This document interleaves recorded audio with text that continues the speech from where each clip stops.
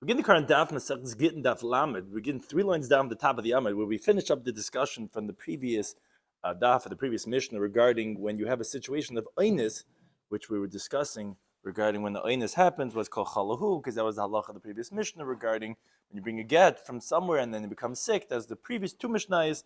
So we finish off that before we start the next Mishnah, the idea of Einis when it applies to the halachas of Gitin. Shis corresponds in Cheskel to Entem Daf Appreciate bringing for today's daf. Something discussed in today's daf are the halacha of the next Mishnah. Hamal v'mois. What happens is interesting. Someone lends money to a kohen, let's say, or a levi. Lias mafresh michalkan. He says, I'm going to be separating timbers and masses. You don't have to pay me back. Chnam dan chelik. That's over here in that. What the halachas, the ramifications from that is going to be. One of them being mesur. What happens if the kohen levi dies? So obviously they don't have any portions in Timbers and Masses. So then you take permission from their inheritors that it should be considered as if it's their portion that he's collecting. What happens Hesher Ani is actually the lender forfeits the loan. If the pauper that he was going to take his Meiser Ani, he becomes wealthy, he can't take Meiser Ani anymore, so he actually forfeits the loan because the money he lent him, he can't collect anymore from his quote-unquote Meiser Ani. He's not a poor person anymore. Some of the halachas regarding Trumas Meiser. The Trumas Meiser is when you take off Meiser, the Levi has to then take off a Meiser on that and give that to the Kohen called Trumas Meiser. So it's term in Amukiv. You should take off from, and it's also Bechlal, Trumas Meisers, that you should separate from that which is near. Shouldn't be like in different places. Ba'imid, that you could do it based on the estimate, b'machshava, with thought. And the Rishus Balabais Litram, that the owner is allowed to go out and take it off before he gives it to the Levi. He could take off the Trumas Meiser to be given to the Kohen, even though it's really the Levi who takes off from his Meiser a Meiser. So begin the current Daf Lamed. We bring in 3 lines down. First, we finish up the sugya from the previous Daf regarding the halacha of Einis Begin. So the Gemara brings a case. Hahu da Amar, there was a person who said, and we had this in Ksubis, this it's in Daf Beis. Hahu da Amar, someone said, Ilo yasina atlasin yomin lahavi gita. He says, look, if I don't make it here within 30 days, the get I'm giving you should be a get. So what happened was, Asa he came, upaske mavra. The ferry had already left, and he couldn't find any way to get over the water. But Amalu, he's screaming across the water, Chazuda asai, Chazuda asai. Look, I came. He doesn't want to be divorced from his wife because he made it back on day 30. Shmuel says, Lo yishmei masya. It's not called that he came, because you didn't make it till here. It's an Einis. There's no claim of Einis by stipulations of Gitin to say, it was beyond my control. Or, says Rashi, even if you're going to say that there is yes Einis beGitin, but as we explained in the beginning of the first sugya in Ksubas Abeis, this is called the Einser de Shchiachu. It's a common Einis that you missed the train, you missed the bus, you missed the boat, whatever it is, and what? Traffic, yeah, but missed the boat. Taka is like, it makes sense, and you should have made it. You should have came. And that's not going to qualify for the halacha of Einis. So be that as it may, that's in the category of the sugya of Einis, whether because there's no Einis begin, or even if, it's got to be something that's really an Einis that you shouldn't be expecting. Moreover, continues the Gemara, Hu da'amalahu. Someone that said to them, look, Eli payasnala atlasin yoimin, if I don't appease her within 30 days, which means we don't make up, lahav gita, so then it should be a get from now. And he gave her the get with that condition that if he doesn't appease her, it's going to be a done deal.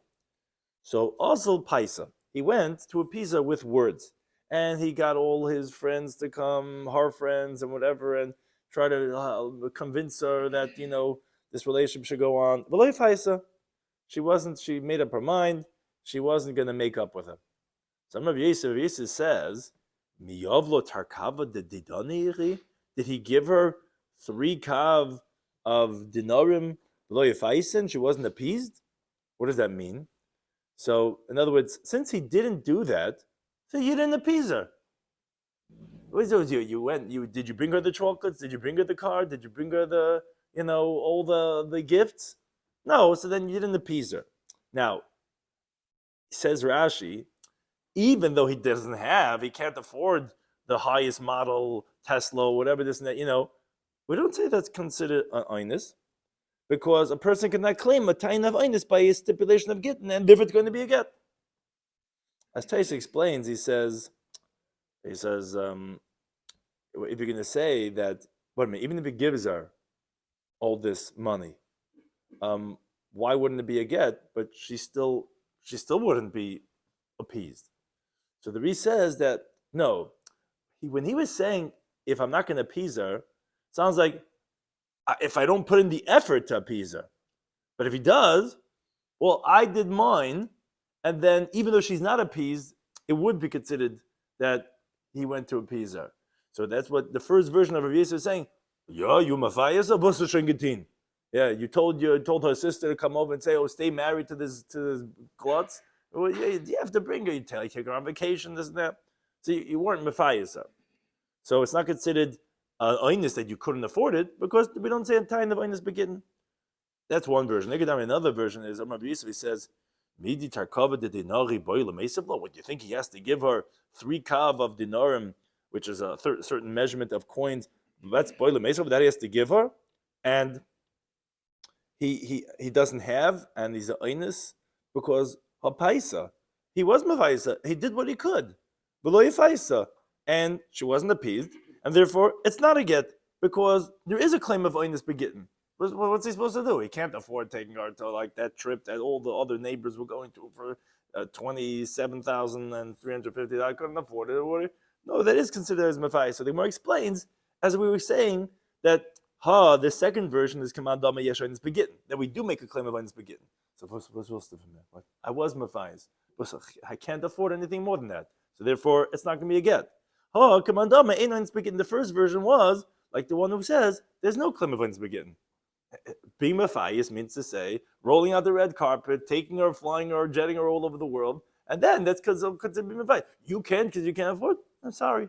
There's no claim of oinus begin, and therefore it's going to be considered you didn't fulfill your condition. Which this is the 2 different versions of, according to Rav in Masechta Ksubos. In the first sugi over there, is there taina of oinus begitten or is there no taina of oinus begitten? Now we continue with the next Mishnah, which continues in the theme of the Mishnah Daf Chav Ches. On the Mishnah Daf Chav Ches, we spoke about the halacha of chazaka, of the presumed status of a person, like we spoke about if someone sent a get and he was an elder yid or a sick person. We say, okay, b'cheska shukayim, a bas Yisrael is married to a kayin, and the husband goes overseas. Okay, she could eat truma. We presume he's still alive. So we spoke about the chazaka of a previous status. So in a related vein, the Mishnah over here discusses when do we rely on a chazaka of a status.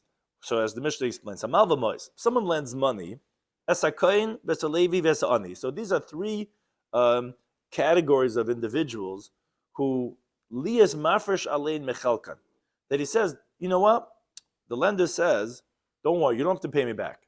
When I'm going to separate my trumos, so if he lends to a kain, he says, I'll sell the truma and I'll hold on to the money for myself for the payment of this debt because of the kain, or let's say Meiser Rishon because of Levi, or Meiser An because of the Ani.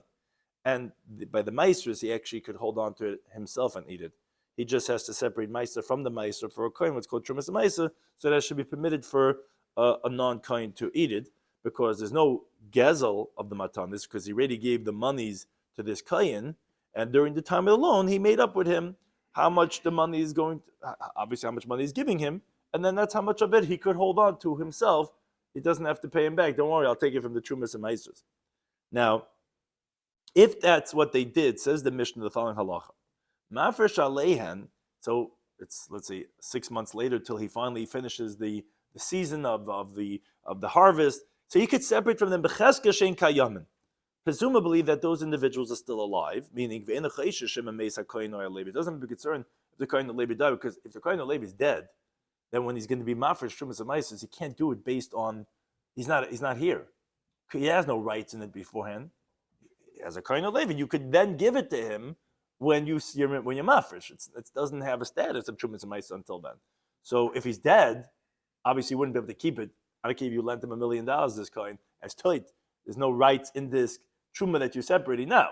So what? Oh, so we're going to talk about that regarding the Yershin. But first, we're talking about the individual himself. We're not concerned that maybe he died.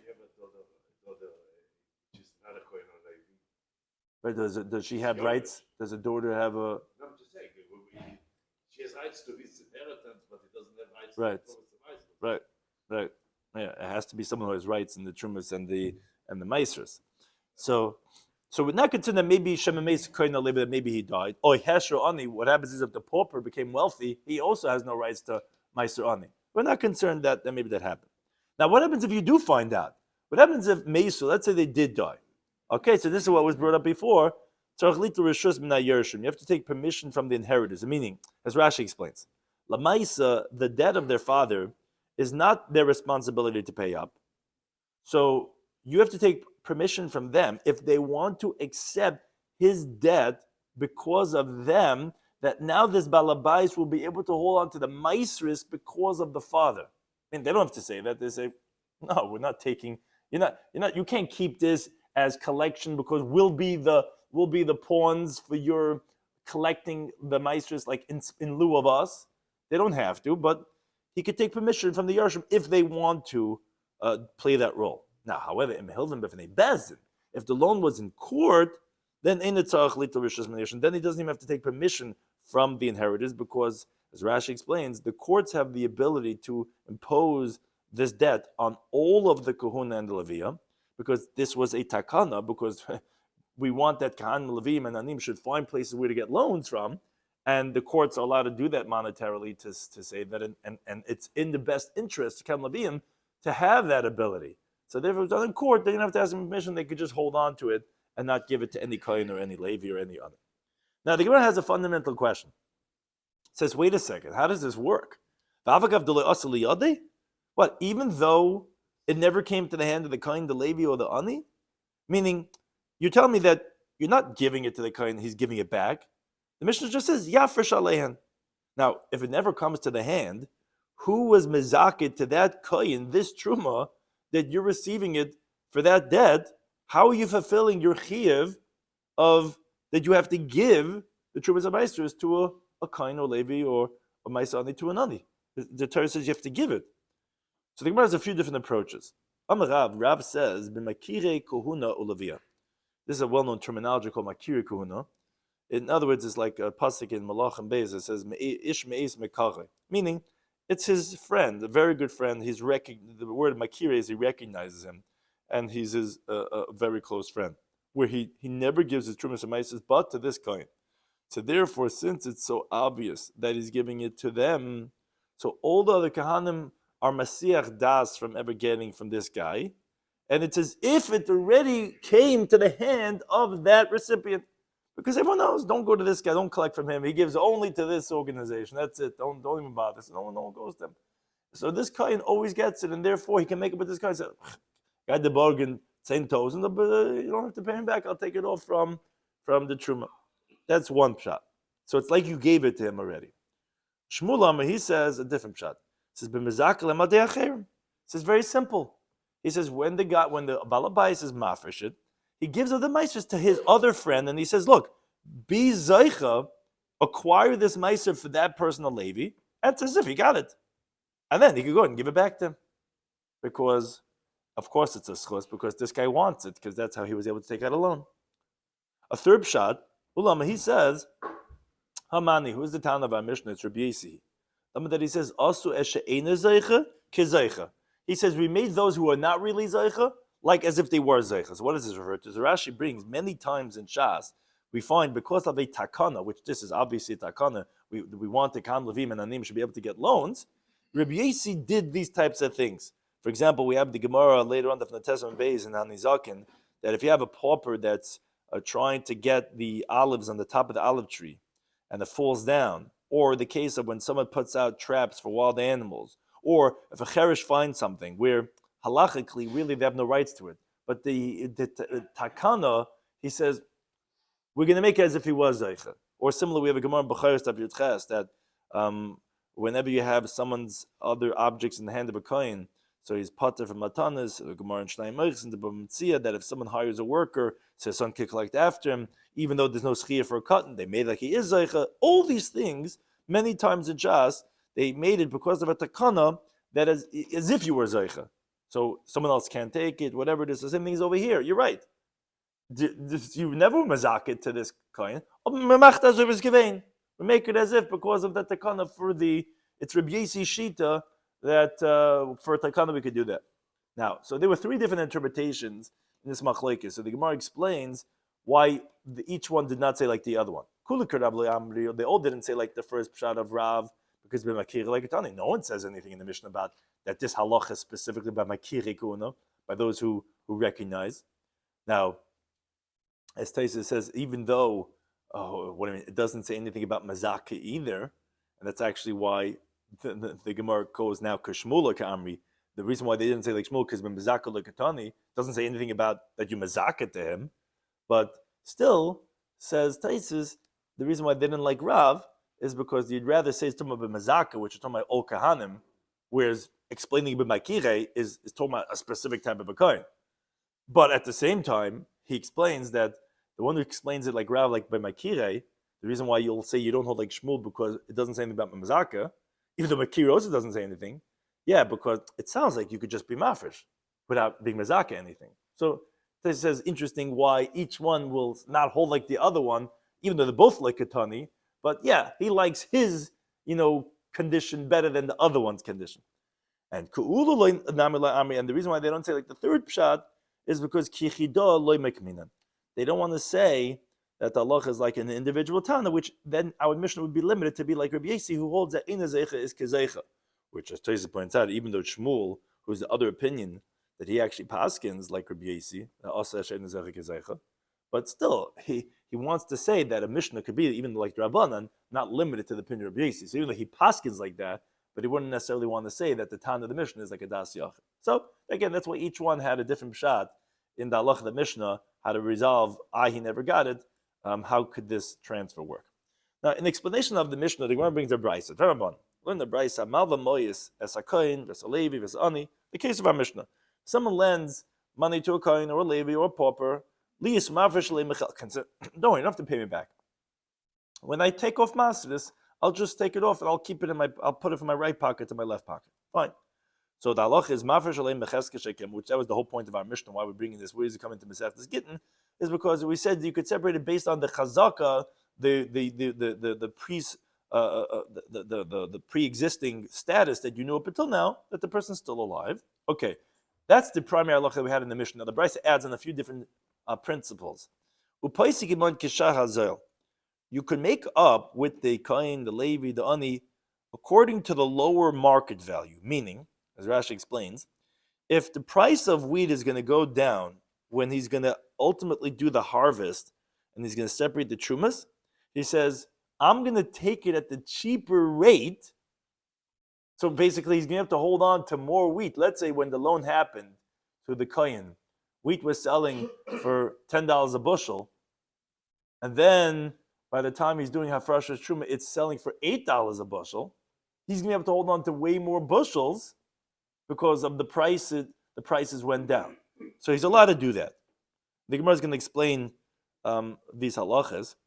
Moreover, and as Tosfos points that out, that even though he didn't make up with him, it's as if he made up with him.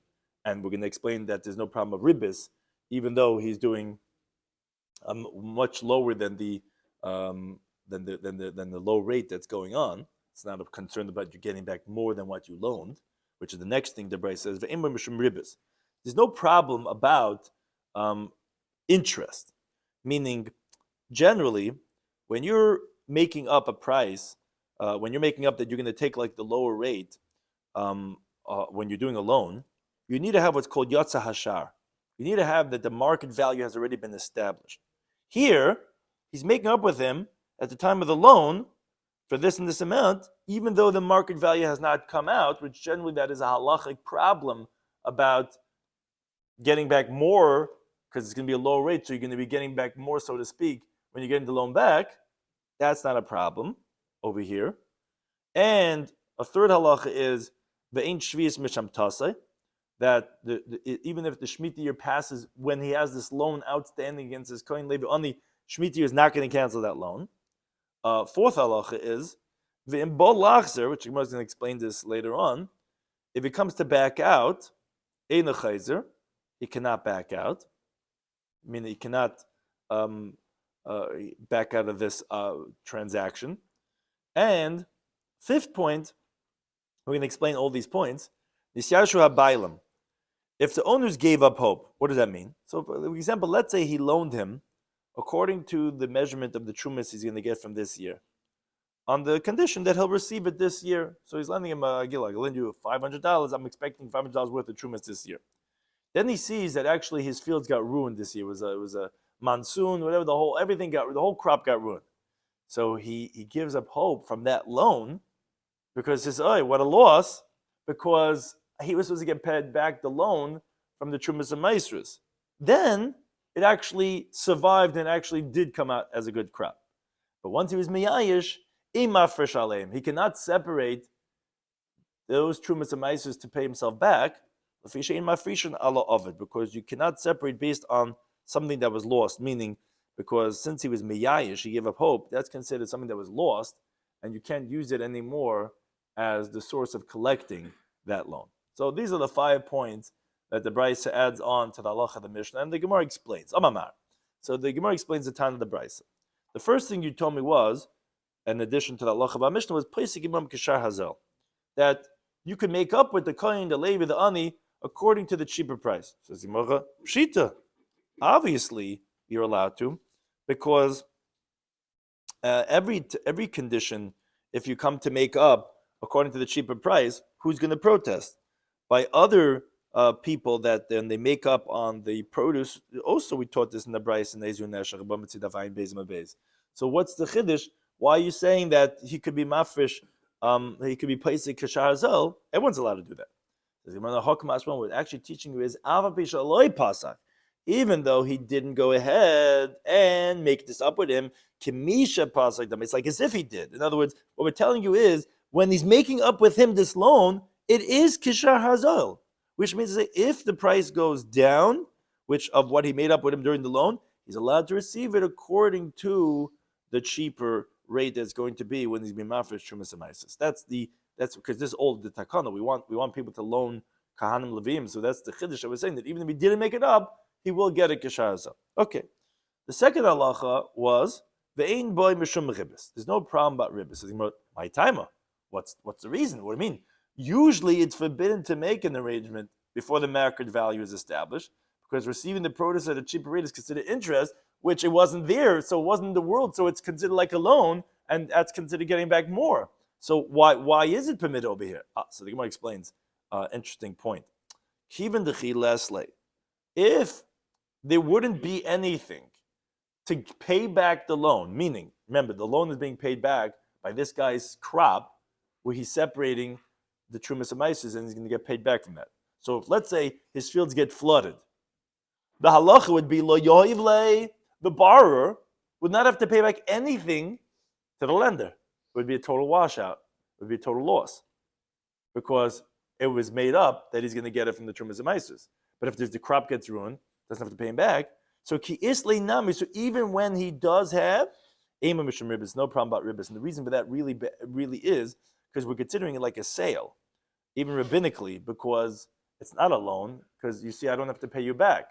So when it is being paid back, we're not. Again, that's all because the takanas of the kohen. But we're not considering it like as interest, because it's not really a loan. I don't have to pay back anything. It's like really a done deal, and hence you could even get it, so to speak, with this interest, and that's not going to be a problem about ribis. Third halacha was v'ein shvis misham taseh. That and Taisa explains this point, but again, this was all because of the takana of the kohen. That although in Ezu Neshach we see that certain cases are concerned for, but here takan's kohen, we're not going to consider it as a regular loan. The third halacha was ve'ein shvis misham taseh. We said the loan is not canceled during the Shemitah year. Why not? So the Gemara explains. The halacha is that the Torah tells you you're not allowed to go ahead and try to collect your loan after the Shemitah year. It's canceled. But here, since he already has the produce, that's one way of saying it. Rashi makes it sound like actually that, not that you don't have to, but that you can't claim anything from him. So you're not being lo yigos, because you're not claiming anything. He doesn't owe you anything. You told him you're going to collect it from your Trumas and Maisus. So therefore, it's not like trying to collect from anyone. So therefore, it doesn't violate le'igas, and it's similar to like certain, like we have what everyone writes in the Shemitah year. so that you should be able to collect it. It's like the courts already have it. You don't have to collect it. That obviates the Shemitah cancellation. The next halacha we said was Vim bolachzer in a chayzer. If he wants to back out from this transaction, he can't back out. Now Amar Papi qualifies his teaching. He says, Lo shanu, we didn't learn this, that you can't back out, ela balabayis. If the homeowner wants to back out, bikoyin on the koyin, he can't back out because that's already done deal. The koyin already had the money loaned already, and the balabayis didn't have to do any meshicha from him at all, that he could say, oh, wait a second, we never finished the transaction because I didn't do meshicha. There's no trumas and maisers, where in general you could back out until both of them take what they need to take. Here, it's already done deal. The kohen already took the loan from you already 10 weeks ago, and you had nothing to do meshicha on. It's your produce, and it was now trumas maisers yet. So the balabais cannot back out of the kohen. Of a kohen be balabais, but the kohen to the balabais, in if he wants to back out, he could back out. Why? Because since we said that we made him as if he merited, right? What was that? We asked originally in the Gemara, we said, how does this work? He never got it. So we made it like, at least one shot and way of saying it. But he could claim that you didn't draw from me the peiros, meaning it's still Trumas and Maisers, so he could say that I didn't. The lender didn't actually perform a kinyan in the produce, so he could say, "Oh, wait a second, you didn't take the produce from me. It's a zeicha." But if he wants to back out, he could say, "Well, I didn't get anything from you. You didn't take anything from me. So therefore, he could back out." As the Mishnah brings from a Mishnah B'Metzia. Mishnah says, if nasan loy, if the buyer gives to the seller mois, gives him money, but he didn't yet draw the peiros himself, he can back out. So to the selling of truma of the kohen, that he could say, look, you didn't take the peiros from me yet. And therefore the kohen would be allowed to back out, but the balabais cannot back out. So now the Gemara continues, and the fifth item we mentioned was Nisyasha Bailam. If the owner gave up ein mafresh alein, then he cannot be separating anymore for the debt from the trumas and maisus. Fish ein mafresh nala of it, because he cannot separate from that which is lost. So the Gemara says, Shita, obviously it's lost because he's meyayish, and therefore it's like you lost that already. So the Gemara loy tzricha, no, it's necessary to okun. We're talking about where that when it dried up and he gave up, it already had been stalks. Ma'adutem, what would you say? Akantam milsehi. The fact that it's in stalks is something significant. When it comes up in the stalk, if it dries up, it might get fixed and work out again. So therefore, it's not common that it should totally get ruined. And maybe you would say it's not a full-fledged yish because, yeah, it makes sense. It'll turn around. Kamashal is saying no, lamaisa, that if you gave up, you forfeit the share of the crop, even if it eventually recovers. Even if it was the akon, which you would think that maybe it's something, doesn't make a difference. You gave up, and therefore you can't separate from that anymore. He says, "Oh, vayla chasar and kiss." That's the classic Bava Metzia, Elam Metzia's phraseology, where he says, "Oh, what a loss." You know, he said that means you gave up hope already.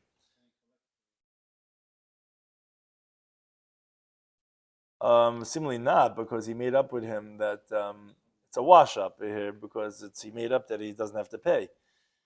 So a related discussion, Tanya learned in the Braisa that Rabbi Elazar ben Yaakov says, "Amalva mois is a kohen v'salevi bebezdin." So if someone lends money to a kohen levi in court, and they die. So we already said this in our mission that court is much better, and they die. So ma'afar shalein becheskes oiseh hasheva. It's just that the Braisa is going to explain the details of this halacha. So you could separate it based on the chazak of that tribe, meaning the closest one to them from that shevet who's fit to inherit that kohen or levi that died, and all Levim are zeicha in meiser. So therefore he could hold on to the meiser because of that relative that's there in the Levim or the kahana. Now, so too, let's say he lends to a pauper in court and he then dies. He could separate and have himself paid back with the chazaka of the paupers of the Jewish people. where, as Rashi says, here we couldn't say the same thing we said by Kahan Leviim, that Becheskes Yarshim, which the closest relative that would inherit him, then you could go ahead and take it off for that person, because maybe the Yarshim are Ashirim. So you wouldn't be able to take it off Becheskes of that inheritor of the Ani. But Bechazaka of the other Aniyim, you could separate, you could keep it, because since Lamaisa it's a takana for the Aniyim, they prefer that all Aniyei Yisrael, that this halacha should be applicable by all the Jewish people, so that they should find lenders when they need to. So therefore, when he collects from other Aniyim, that's not considered stealing from the Aniyim, because Aniyim want this, that if one Ani, dies, that the guy's going to say, I'm not lending no poor people anymore, these poor people, these vagrants, I can't get anything from them, the guys die, I lost my loan. No, you could keep it, you could hold on to it, because you can get it from any Ani, which is Rashi points out, you couldn't say from the Yerush of that Ani, because the Yerush might be a wealthy person. Rabbi Shloimy, he says a different version, different phraseology. He says, Becheskes ani oilam. The Tanna Kama had said, Rabbi Elazar ben Yaakov, he said, Becheskes ani Yisrael. Rabbi Achi says, Becheskes ani oilam, in the presumption of the purpose of the world. My Banayu says, the Gemara, well, what's the difference between them? Becheskes ani Yisrael, ani oilam. What's the difference? Knesset Yecheskel, Knesset Yisrael. What are these? Like, they sound like the same type of shul. Says the Gemara, Gitin Daf the difference between them is ani kutim, which is, the way Rashi explains, he says that if there's no Jewish paupers in town, but there are kutim that are paupers, so then you could separate it for their needs, and then he could hold on to it for himself, because they also have rights to it.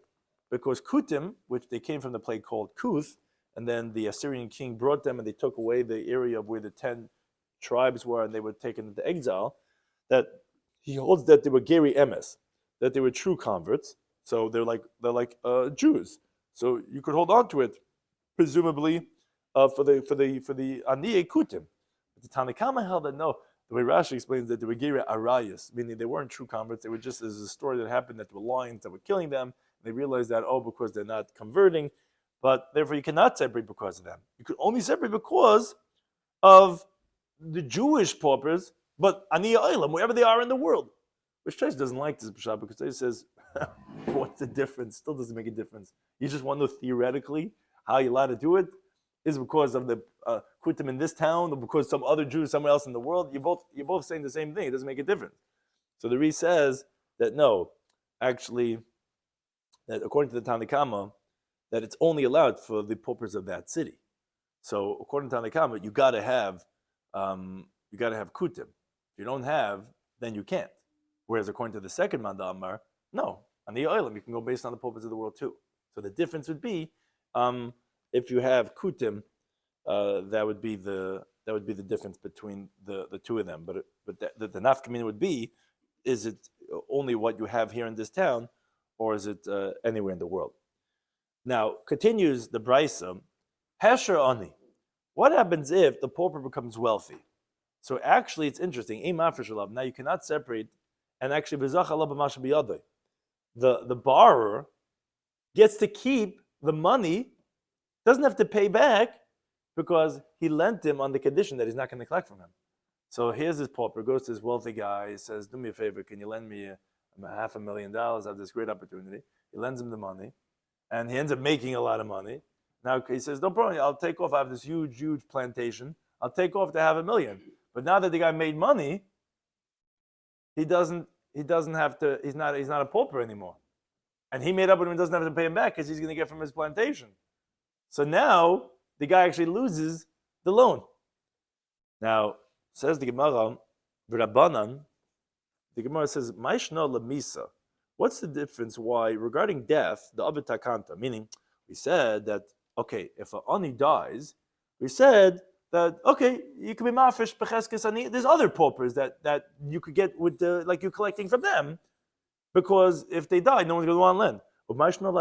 But why, when the guy becomes wealthy, they didn't make a takanta? They said, no, you lost your money. Why didn't you say, okay, you're not ani, but I'll collect cheskes other aniyim? Doesn't it make sense to make the same takana?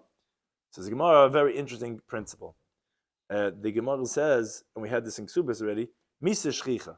To die is common. So therefore, it makes sense for us to make a gzeira, because if he dies, you know what to do in those situations. Ashiris lo shchicha. Becoming wealthy is not common. And therefore, they weren't concerned. Lo gazru beirabanan by milsa lo shchicha. So therefore, they didn't make a takana to say, "Oh, if it becomes wealthy, what are you going to do then?" Okay, that's going to be a wash-up, but we're not chayshish for that. But dying, we are chayshish for that, and therefore we made a special takana for when he dies. Now, Amar Papa says, "Hi, Ndam Inchi."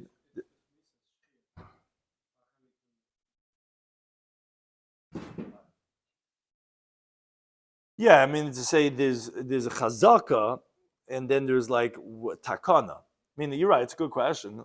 The difference is that are we suspecting right now that the guy did die? Similar to like Shema Meis, Shema Yamos. Right now, you don't have to be suspect that he's dead right now. But if someone will die in 6 months from now, whatever it is, it's more of a concern than at least in the takana of instituting what? Right. I mean, to say like we want to, we would be more suspect. You're right, but in halacha of the present moment, you're right. We would go with chazaka. The guy's not dead. It's just that like the guy is his loan goes on for a few months and it's that. Like in general, we want to be concerned for that because those things might happen. Like we have insurance for certain things, but you won't have insurance for, let's say, if in New Jersey, if there's going to be some type of a hurricane necessarily, right? But in Florida, you know what I'm saying? Like there's some things that you wouldn't be concerned for. Those are like insurance type of things. Those are like that's takana type of things. But you would have insurance for certain things, although you're not suspecting it's necessarily going to happen, and you won't say that it happened. Now, Amar Papa says, this is what people say. Chavruch mis. If your friend died, to asher. Asher, like Rasha, is like a terminology of shor v'kaim. It means like strengthen that thing, meaning believe it. It's asher. Tell you he became wealthy. Lo tasher, don't believe him. So it's like they say your friend died. Say, oh, you can believe him. He said became wealthy. I don't believe it. So it's like it's the same idea that one is shchiach, another one is not shchiach. It's interesting. Everybody dies. Not everybody's rich. Right. Exactly. Right. So I guess something like that. So we said in the Mishnah that mace, if he died, so tzorch lita rishus, you have to take permission from the yarshin, b'chul, etc. But we said in court, if the loan happened in court, then you don't have to take permission from the yarshin. So the Gemara brings a brisa Tanya that elaborates on this and says, Rabbi Shloimy, he says, yarshin, this that we said that yarshin is specifically sheyarshu. So what does this mean? So Rashi doesn't tell us anything in this, but Tosfos tells us. He says that you could be mafresh on those yarshim only that actually yarshin. But if they didn't yarshin, then you cannot separate on them. What does that mean? So Tosfos explains. It's going on the seifa of the Mishnah. Even though the Divrei Maschil here in the Gemara was on the first half out of court, it's really going on if the loan happened in front of the court. We said that you don't have to take rishus from the yarshim because it's automatic. That halacha of not taking rishus from the yarshim is specifically if the yarshim actually did yarshim. Because Tosfos on the Reisha, it said that if he dies, you have to take rishus from the yarshim. That can't be talking about what we're qualifying over here. Because all the more so, if they did in Yarshin, then for sure you have to take rishus even more so, because then they don't have responsibility. So this that we're saying, Yarshin Isha Yarshu, is a qualification on the halacha of if he loaned in front of the court, that he doesn't have to take permission for them, because it's their responsibility to pay. And therefore, it's automatic that it's going to happen because they inherited. Now, says the Gemara, what does that mean? Are there inheritors that don't inherit? I don't understand what that means. So he says, no, we mean shiyarshu karka. We mean to say specifically if the inheritors inherited real estate, that it's on them, the responsibility to pay up their father's debt in general. So that's what we're going to say. It's automatically going to happen, never happened in court. But not if they inherited money, because the responsibility to pay up does not have a lien on movable items like money. Now, the Gemara explains a little bit further on this halacha that Amr Rabbi Yonasan, he says, so you're saying that it's if the father left over real estate and it was done in front of the court, then it's an automatic lien on his property, and therefore the Yarshin they don't have to pay, but you could take to be mafresh on those Kahan Levim, the Yarshin. But now the question is how much? Meaning Rabbi Yonasan says if he left over Malay Machat, Malay Machat means like the size of a needle, but it just means like a little bit, a very small piece of property. Good, Malay Machat. So you could collect that amount. Meaning you could not separate Becheskes Yarshim only according to the value of how much property he left over. Malay kardim, left over an axe full. Again, that means like more property. So go malay kardim, then you can collect that amount. But Rabbi Yochanan, he disagrees. He says no. Even if you left over the small, tiny sliver of property, go even malay kardim. You could collect all the debt, a lot of that from the Trumas and Maises, because what happens is, since as a collector, you could collect and then give it back to them, and collect and give it back to them.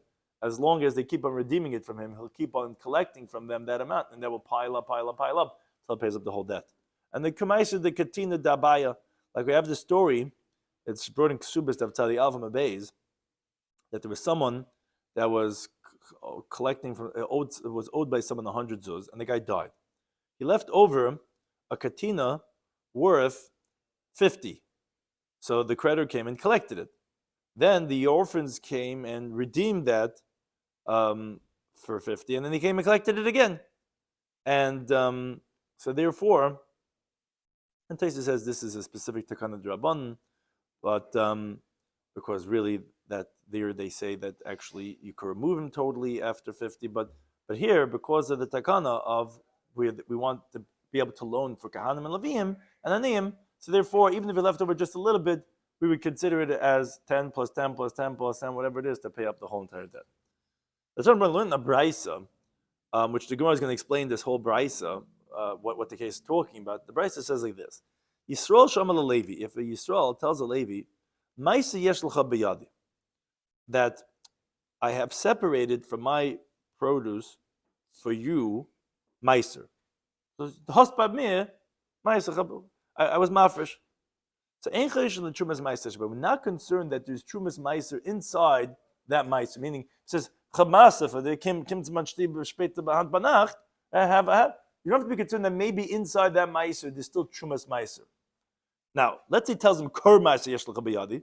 A kor is a certain amount, a specific amount of Meiser that you have by me. Then chayishul trumas Meiser. But then we are concerned that maybe the trumas Meiser, which is in the Meiser, there's a trumas Meiser has to be separate, that it's still inside over there.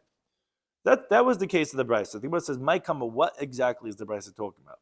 So Abai says like this. The Brisa is saying like this: Yisrael she'amar leLevi. Yisrael tells a Levi, "Ma'aser yesh l'cha b'yadi."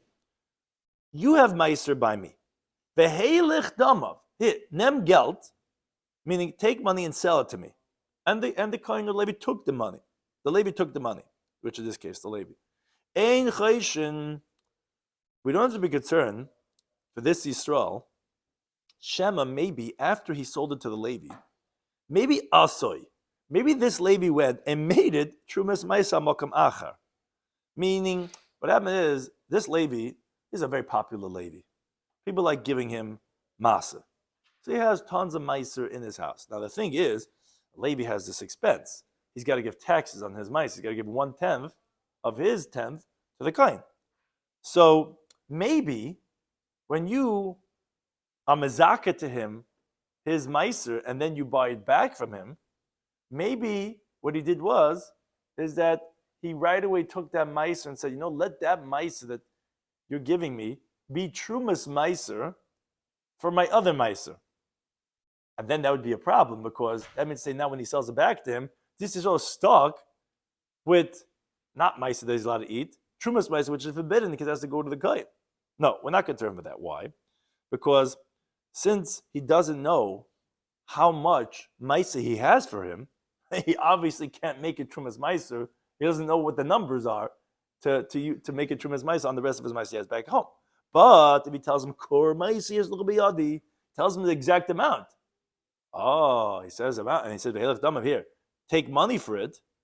Then it's forbidden for this Yisrael to eat from that Meiser, even if he separates Trumas Meiser by the Kohen according to the Cheshbon of how you're supposed to do yours relief for Meiser, because Chesh and Shem will consider that maybe that after the Levi has received the money, maybe Asoy Trumas Meiser Makamacher, that maybe he went and he made it Trumas Meiser on somewhere else, meaning the 9 cord that he has in his house, he's now making this as Meiser because his Meiser was considered untithed for Trumas Meiser.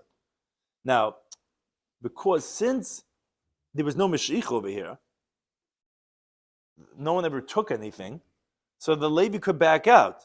even though it's in the possession of the Yisrael, he hasn't acquired it with his monies, because when does this Levi acquire that the Yisrael should acquire it by having given the monies?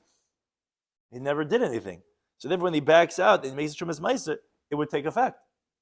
So therefore, that's how Abai explains the halacha of the Brisa, that if he said a specific amount, we have to be concerned that maybe the Levi went and made a Trumas Meiser for somewhere else, and you're stuck, you won't be able to eat it. Now, the problem the Gemara has with that is, you really think we're talking about wicked people over here?